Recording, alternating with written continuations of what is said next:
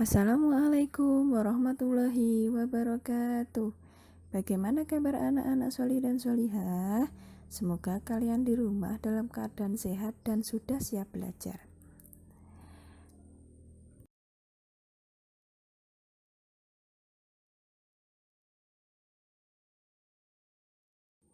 Nah, pelajaran hari ini kita akan belajar pada pasinaon 6 yang memiliki tujuan yang pertama membaca cerita legenda, yang kedua mengartikan kata-kata sulit dalam cerita legenda tersebut, dan yang terakhir mengajukan dan menjawab pertanyaan tentang isi cerita legenda. Sebelum membaca legenda, kita pahami dulu apa sih yang dimaksud dengan legenda. Legenda adalah cerita rakyat pada zaman dahulu yang ada hubungannya dengan peristiwa sejarah. Jadi biasanya legenda itu menceritakan suatu tempat atau terjadinya suatu tempat. Nah, hari ini kita akan membaca cerita legenda dengan judul Rawa Pening. Kacrita ing désa Banarawa duwe adat ngenekake memetri désa ing saben taun, yaiku ngenekake slametan supaya wong ing désa Banarawa padha slamet.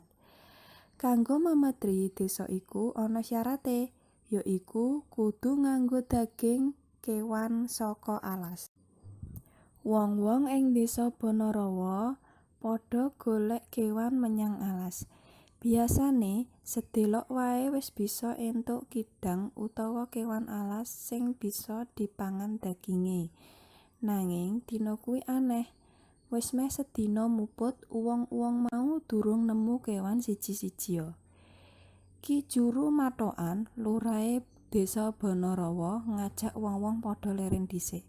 Sakjroning ngaso iku salah sijine uwong ana sing lungguh ana ing wit kang rubuh. Wong kuwi nggawa gaman arupa péso blati. Péso blati kuwi mau banjur ditancepake ana ing wit kanggo dilungguhi. Wong kuwi mau kaget banget amarga saka wit kang ditancepi péso metu banyune abang. Dheweke banjur bengok-bengok. Kanca-kancane padha krungu nuli nyedhaki. Wong-wong mau kepengin weruh asale banyu abang mau.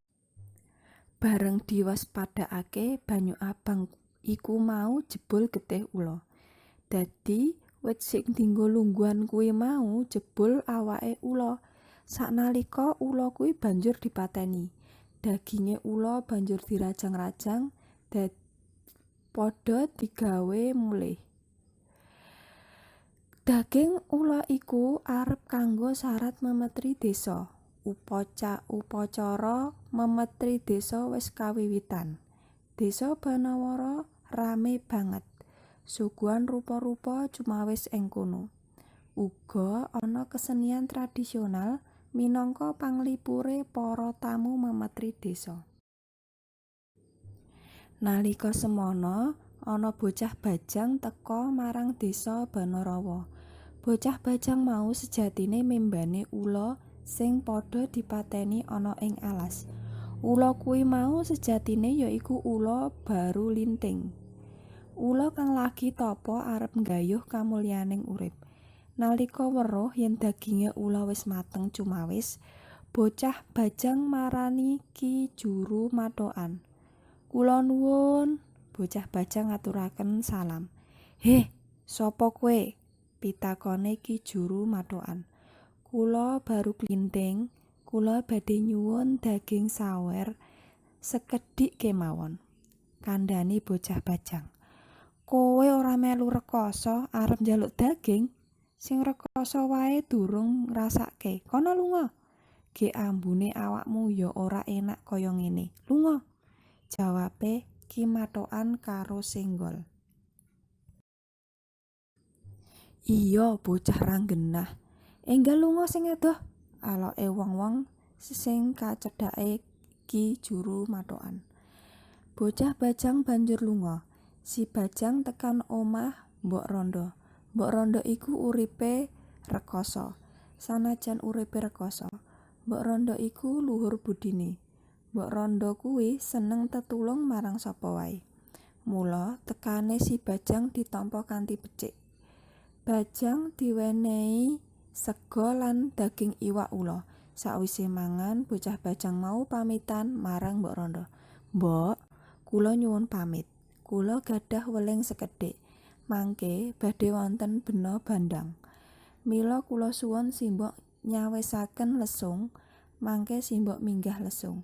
Mugi tansah manggih wilujeng." Baru Klinthing banjur lunga ninggalake omahe Mbok Randha.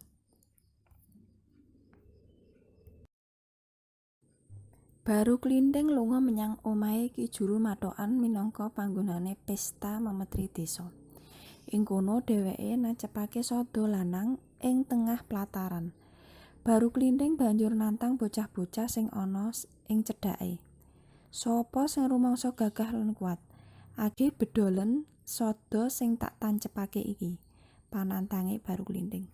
Bocah-bocah padha nyoba mbedol nanging ora ana sing bisa. Bocah-bocah sedesa padha rame. Wong-wong tuwa banjur padha krungu lan teka ana ing platarane Ki Juru Mathokan. Kabeh wong padha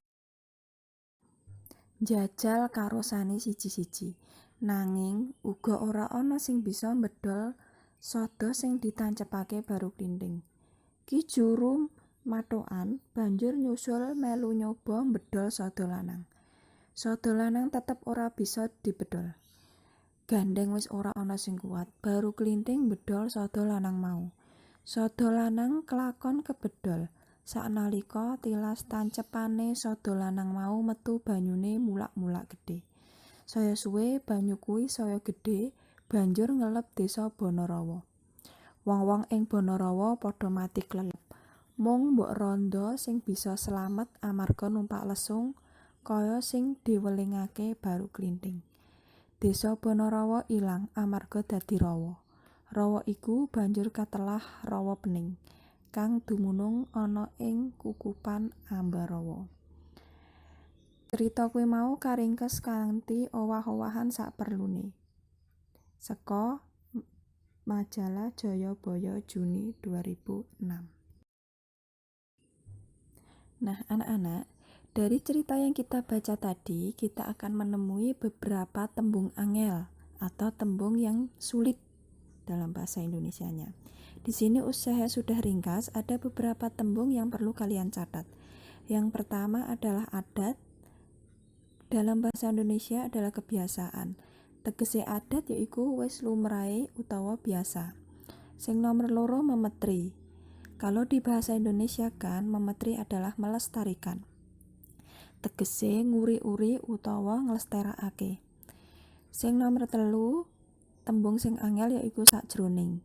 Bahasa Indonesianya selama. Tegese saksuwene.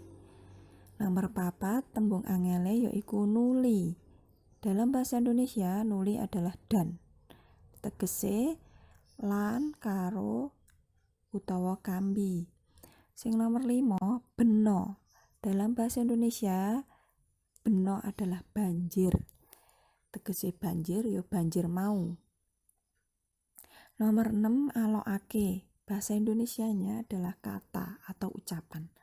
Tegese ngalokake iku jarine utawa turine. Sing nomor 7 ana tembung angel membani. Dalam bahasa Indonesia membone iku menjadi penyamaran atau merubah wujud menjadi wujud yang lain. Tegese samarane. Sing nomor 8 tembung angele yaiku saknalika. Bahasa Indonesianya seketika, tegese sakdet saknyet utawa langsung. Sing nomor 9 kukupan. Bahasa Indonesianya waduk atau danau. Tegese bendungan, bendungan sing gedhe sing banyune akeh kaya kali. Sing terakhir yaiku tembung angele katelah atau disebut dalam bahasa Indonesianya atau dinamakan. Yang memiliki teges yaitu diarani utawa dijenengke. Nah, sekian dulu pelajaran dari Uscaya hari ini. Semoga apa yang dijelaskan Uscaya hari ini anak-anakku bisa paham dan bisa bermanfaat. Wassalamualaikum warahmatullahi wabarakatuh.